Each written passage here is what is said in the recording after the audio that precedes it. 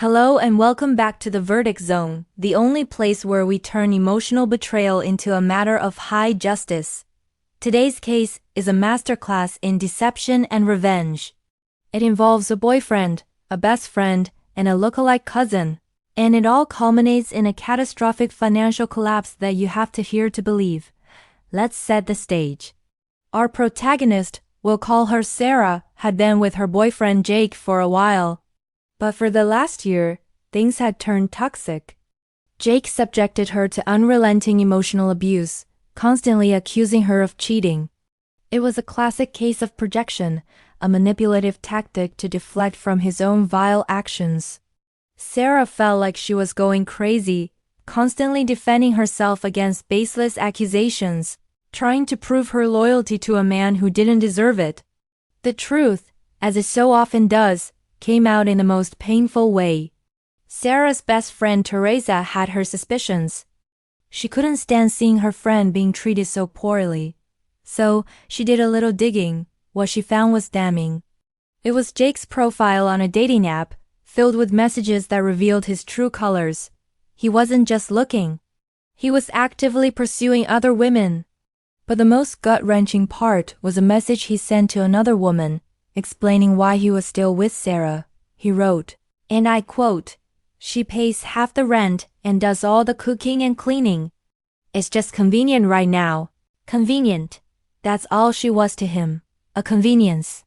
When Teresa showed Sarah the proof, the heartbreak was immediate and overwhelming.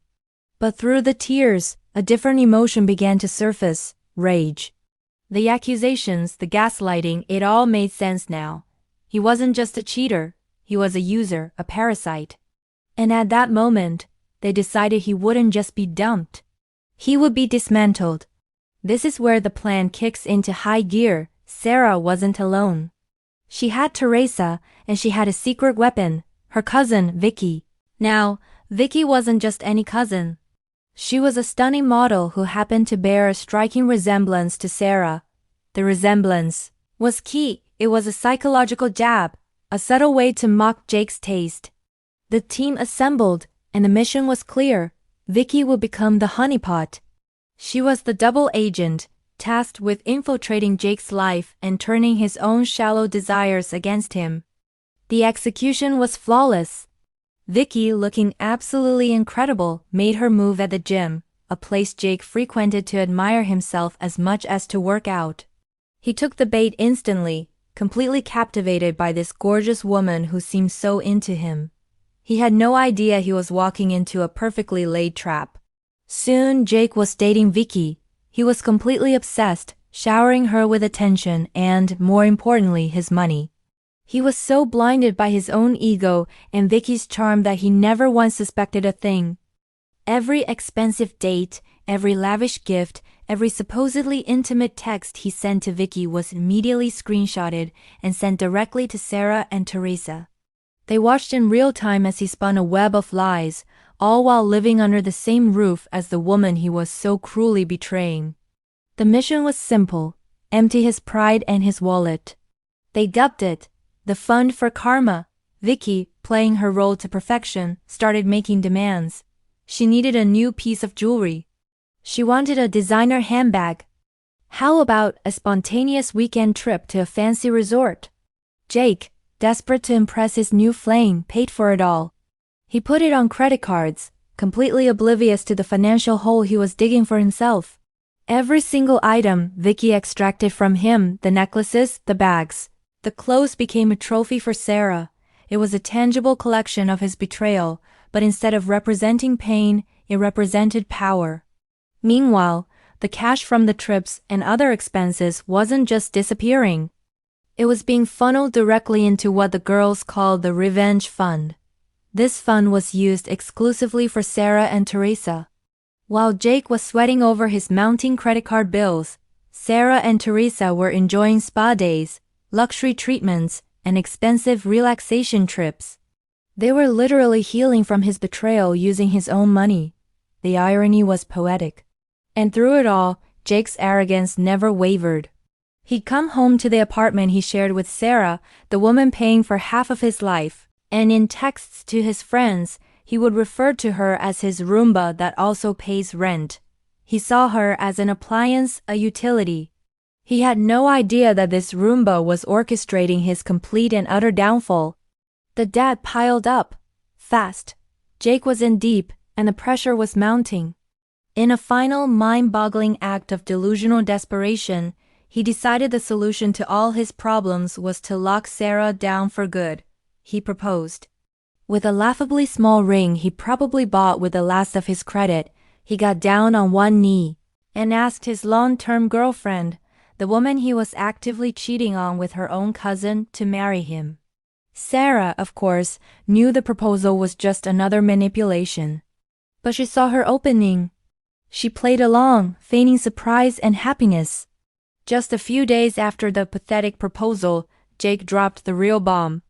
He sat her down, putting on a serious face, and told her he was in some financial trouble. He asked her, his new fiancée, to take out a $25,000 personal loan in her name. The reason? To cover the mountains of debt he has secretly incurred while whining and dining her own cousin. He didn't just cheat on her. He tried to bankrupt her to clean up his own disgusting mess. This was the moment Sarah had been waiting for. She stalled. She told him she'd have to think about it, that it was a big step. She needed to check her finances. This bought them precious time, just enough for Jake to finalize the last, and most important, piece of the puzzle, a non-refundable, $17,000 luxury vacation to Bora Bora for him and Vicky. He booked it, sealing his own fate. The trap was sprung. The moment the vacation was paid for and non-refundable, Sarah made her move. She packed her things and, with Teresa's help, moved out of the apartment while Jake was at work. She was a ghost. He came home to an empty apartment and a single note that just said, "See you at the airport." The final scene was set for 8:45 a.m. at the airport's international check-in counter. Jake stood there, bags packed, passport in hand, scanning the crowd, eagerly awaiting the arrival of his beautiful girlfriend Vicky for their romantic getaway. And then his phone buzzed.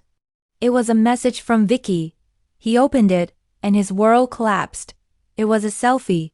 In it were three women, Sarah, Teresa, and Vicky, all standing together, smiling, with their middle fingers held high. Below the picture was the final, crushing message, "Surprise, asshole. Hope you enjoy your $17,000 vacation for one. Your girlfriend knows everything."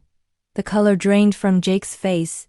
He looked around the bustling, packed airport terminal, suddenly realizing he was completely, utterly alone.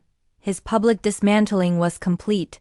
He was left with a mountain of debt, a non-refundable ticket to paradise for one, and the crushing humiliation of being outsmarted by the women he has so deeply underestimated. Jake was left alone, debt-ridden, and humiliated in a packed airport terminal. Was this level of retribution excessive, or the perfect lesson? The verdict zone is now open. We need your voice. What do you think? Was this a calculated, brilliant revenge that fit the crime, or did they go too far by draining his finances and orchestrating such a public humiliation? Hit that subscribe button and click the link below to our community forum. Share your stories and deliver your judgment. Was this justified retribution, or did they go too far? Let us know in the comments.